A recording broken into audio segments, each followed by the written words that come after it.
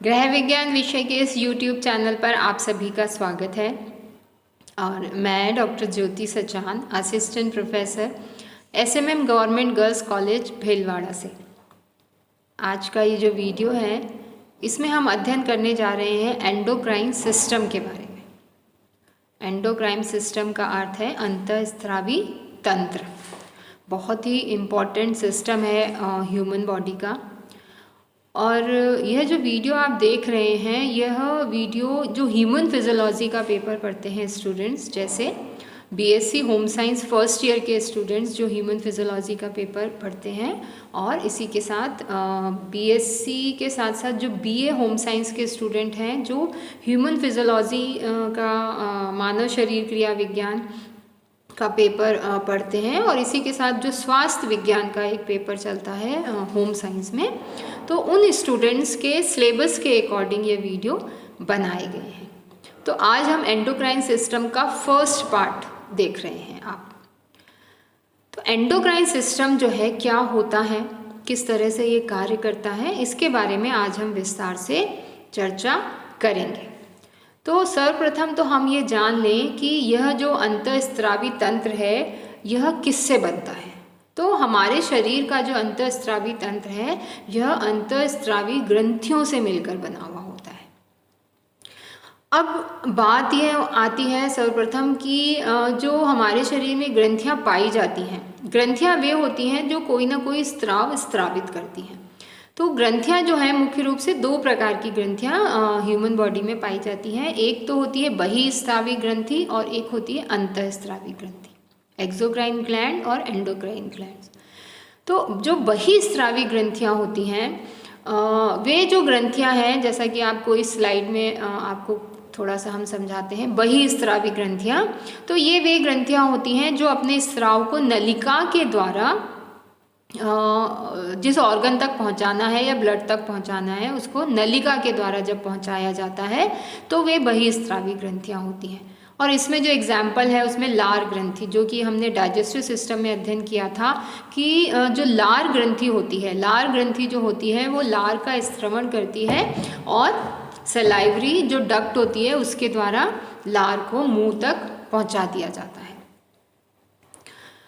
इसके अलावा जो अंतःस्रावी ग्रंथियां होती हैं, अंतःस्रावी ग्रंथियां जो हैं उन्हें डक्टलेस ग्लैंड भी बोला जाता है। डक्टलेस ग्लैंड का मतलब होता है कि इनके द्वारा जो स्राव स्रावित होता है वह सीधे रक्त में स्रावित कर दिया जाता है या रक्त तक पहुंचाया जाता है। इसमें स्राव को अपने गंतव्य स्थान तक पहुंचाने के लिए किसी भी प्रकार की वाहिनी या नलिका का प्राप्त जो प्रयोजन होता है वो नहीं होता है। अर्थात अंतःस्रावी ग्रंथियां जो होती हैं सीधे रक्त में अपना पदार्थ स्रावित करती हैं, इसमें कोई नलिका नहीं होती है। अंतःस्रावी ग्रंथियों द्वारा स्रावित होने वाला जो पदार्थ होता है उसे हम बोलते हैं हार्मोन। तो अंतःस्रावी ग्रंथियों से निकलने वाला जो रासायनिक पदार्थ हैं वे हार्मोन कहलाते हैं, और ये हार्मोन जो हैं वो रक्त के द्वारा यात्रा करते हैं और शरीर के जो संबंधित अंग हैं जहाँ उन्हें कार्य करना होता है वहाँ तक वे ले जाए जाते हैं। और ये जो हार्मोन होते हैं ये हमारे शरीर के रासायनिक दूत होते हैं। और इसके अतिरिक्त हमारे शरीर में कुछ ग्रंथियां ऐसी होती हैं जो दोनों तरह से कार्य करती हैं। वो बहिस्रावी भी होती हैं और अंतःस्रावी दोनों तरह का कार्य करती हैं। जैसे अग्नाशय ग्रंथि है, पैनक्रियाटिक ग्लैंड होती है। तो पैनक्रियाटिक ग्लैंड जो होती है इसमें से इंसुलिन और ग्लूकेगॉन नाम के हार्मोन स्रावित होते हैं, जो इसके अंदर उपस्थित अल्फा सेल और बीटा सेल्स और डेल्टा सेल्स होती हैं वहाँ से स्रावित होते हैं।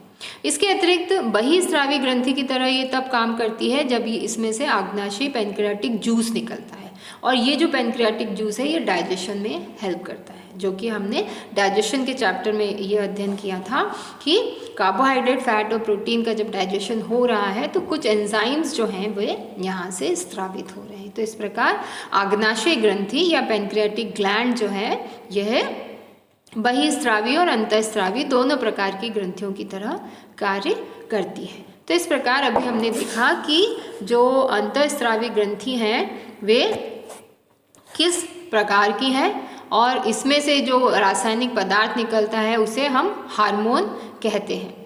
और जो हमारे शरीर में अंतःस्रावी ग्रंथियां पाई जाती हैं वो मुख्य ग्रंथियां जो है वो इस प्रकार से हैं, जैसे पीयूष ग्रंथि, जिसे पिट्यूटरी ग्लैंड बोला जाता है और ये मस्तिष्क में होती है। थायराइड ग्रंथि, पैराथायराइड ग्रंथि, लसिका ग्रंथि, अधिवृक्क ग्रंथि जिसे एड्रिनल ग्लैंड भी कहा जाता है, आग्नाशय ग्रंथि, आग्नाशय ग्रंथि जिसे पैनक्रियाटिक ग्लैंड कहा जाता है, और शुक्र और अंड जिसे हम बोलते हैं सेक्सुअल गोनेड्स बोला जाता है, जो सेक्सुअल ग्लैंड्स होती हैं, मेल और फीमेल में अलग अलग होती हैं। तो इस प्रकार से ये कुछ ग्लैंड्स हैं जो ह्यूमन बॉडी में पाई जाती हैं और ये सभी मिलकर एक एंडोक्राइन सिस्टम का निर्माण करती हैं। अब ये आपको एक डायग्राम दिखाया गया है जिसमें आपको जितनी भी एंडोक्राइन ग्लैंड्स हैं उनकी सिचुएशन बताई गई है, या हम यूँ कहें कि उनकी पोजीशन बताई गई है। जैसे आप देख रहे हैं कि पिट्यूटरी ग्लैंड जो होती है वो हाइपोथैलेमस के जस्ट नीचे की तरफ स्थित होती है। इसके अलावा थायराइड ग्लैंड आप देख रहे हैं कि व्यक्ति के गले में स्थित होती है। थायराइड ग्लैंड और उसके साथ ही पैराथायराइड ग्लैंड होती है। साथ ही थाइमस आप देख रहे हैं चेस्ट की तरफ है। पेनक्रियाज जो है, पेनक्रियाटिक ग्लैंड जो होती है, ये हमारा जो स्टमक वाला जो पार्ट होता है इंटेस्टाइन का, तो स्टमक और इंटेस्टाइन जो होती है, छोटी आंत और आमाशय के बीच में ये पेनक्रियाटिक ग्लैंड जो होती है ये सिचुएटेड होती है, स्थित होती है। इसके अलावा एड्रिनल ग्लैंड आप देख रहे हैं। एड्रिनल ग्लैंड जो होती है वो किडनी के जस्ट ऊपर की तरफ होती है, एक टोपीनुमा संरचना के रूप में किडनी के दोनों किडनियों के लेफ्ट और राइट किडनी दोनों के ऊपर होती है। इसी के अतिरिक्त जो गोनेड्स होते हैं, जैसे मेल गोनेड्स और फीमेल गोनेड्स, तो मेल गोनेड्स जो होते हैं वो मेल की टेस्टीज में होते हैं और फीमेल जो होते हैं वो उसके अंडाशय में होते हैं। तो इस प्रकार से यह जो ग्रंथियां हैं, ये ग्रंथियां मिलकर पूरे एंडोक्राइन सिस्टम का निर्माण करती हैं और इन ग्रंथियों से जो रासायनिक पदार्थ निकलता है उसे हम क्या कहते हैं? हार्मोन। और ये हार्मोन जो है वो जीवों के और उनके विकास के लिए उनकी जीवन की जो गतिविधियां हैं उनमें सामंजस्य स्थापित करने में मदद करते हैं। अब हार्मोन्स की कुछ प्रॉपर्टीज़ हैं जिसके बारे में हम चर्चा कर लेते हैं कि हार्मोन्स जो होते हैं ये वे जो रासायनिक पदार्थ हैं जो अंतःस्रावी ग्रंथियों से स्रावित होते हैं, तो ये बहुत कम मात्रा में स्रावित होते हैं, अर्थात कम मात्रा में ही अपने कार्य को कंप्लीट कर लेते हैं। इसके अलावा जो हार्मोन्स होते हैं ये सीधे रक्त में स्रावित होते हैं और जो हमारा रक्त परिसंचरण तंत्र है उसके माध्यम से पूरे शरीर में जिस अंग पर उस हार्मोन्स का कार्य है वहाँ पर उसको पहुँचा दिया जाता है। हार्मोन्स जो है उनका प्रभाव अपने बनने के स्थान से अलग स्थान पर दिखाई देता है, मतलब बनते तो किसी और स्थान पे है। जैसे फॉर एग्जांपल हम पेनक्रियाटिक ग्लैंड की बात करते हैं, तो पेनक्रियाटिक ग्लैंड जो होती है वो स्टमक और स्मॉल इंटेस्टाइन के बीच में स्थित होती है। तो वहाँ से ये इंसुलिन और ग्लूकेगॉन हार्मोन स्रावित होता है, ब्लड में आता है और ब्लड के अंदर जाके फिर ग्लूकोज के बैलेंस का कार्य करता है।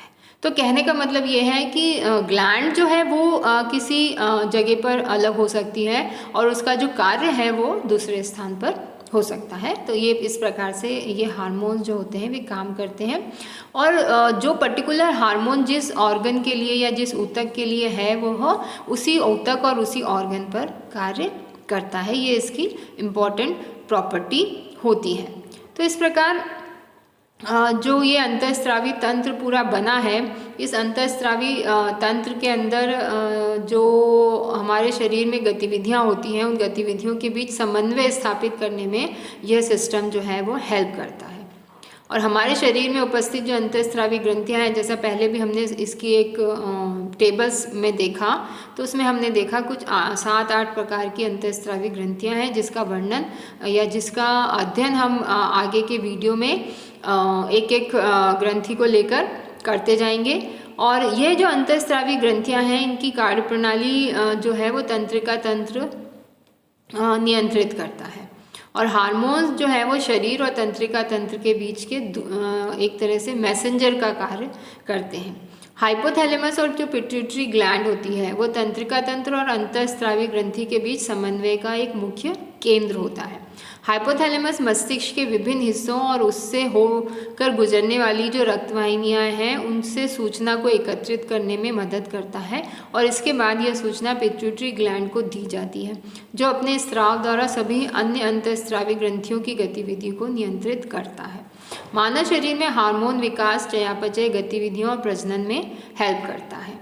अब जैसा कि हम बार बार बात कर रहे हैं पिट्यूटरी ग्लैंड के बारे में, तो ये जो पिट्यूटरी ग्लैंड या पीयूष ग्रंथि जिसको बोला जाता है, तो इस पीयूष ग्रंथि को मास्टर ग्लैंड भी कहा जाता है। मास्टर ग्लैंड इसलिए कहा जाता है क्योंकि ये हमारे शरीर की जो अन्य ग्रंथियां हैं उस पर अपना कंट्रोल रखती है। तो इस प्रकार आज आपने एक परिचय देखा कि अंतःस्रावी तंत्र जो है वो क्या है, अंतःस्रावी तंत्र से जो स्रावित होने वाले पदार्थ हैं उन्हें क्या कहा जाता है, अंतःस्रावी तंत्र के अंदर कौन कौन सी जो ग्लैंड्स हैं, अंतःस्रावी ग्रंथियाँ, उनके नामों पर उनकी सिचुएशन को आपने देखा। इसके नेक्स्ट वीडियो में हम अध्ययन करेंगे पीयूष ग्रंथि के बारे में कि पीयूष ग्रंथि जो है कहाँ स्थित होती है और किस प्रकार से वह कार्य करती है। धन्यवाद।